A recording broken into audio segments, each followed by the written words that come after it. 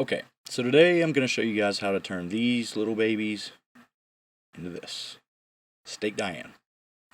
So far, it's one of the best dishes I've ever made. It's really just about the sauce. I'm not going to show much about the grilling. So we're combining two sauces together. This is your beef broth. And you're just going to put this on about 7 on your stovetop. And then you're going to add in some butter.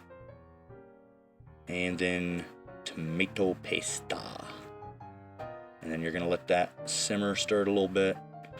Then we're going to add in some onions for the second little concoction, whatever you want to call that, and just chop up a little half an onion is what I used here, and then a little bit of mushrooms, and chop, chop, chop, chop, chop, chop, chop. Nice. Okay, so now that that's done, we're going to take this off the high heat, your other mixture.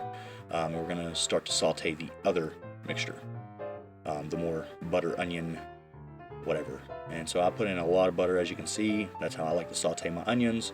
Sue me, I don't care. Alright, and so now we're going to add some cornstarch to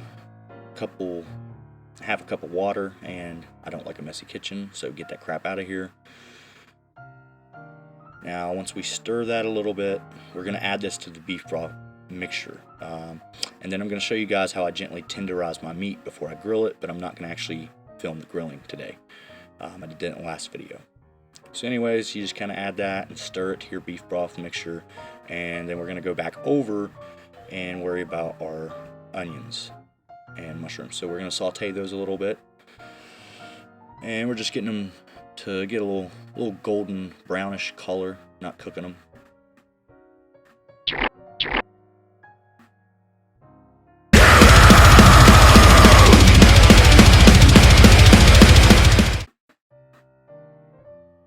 Okay, so now we're gonna do a little Dijon mustard, Worcestershire sauce, salt, that's garlic salt actually, and a little pepper.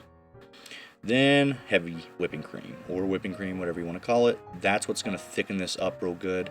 And you want to have this on a low heat, maybe 3-4ish, and just let it kind of sit for a little while until you see it starting to thicken up. And then combine your two sauces, and you're going to get this orange texture.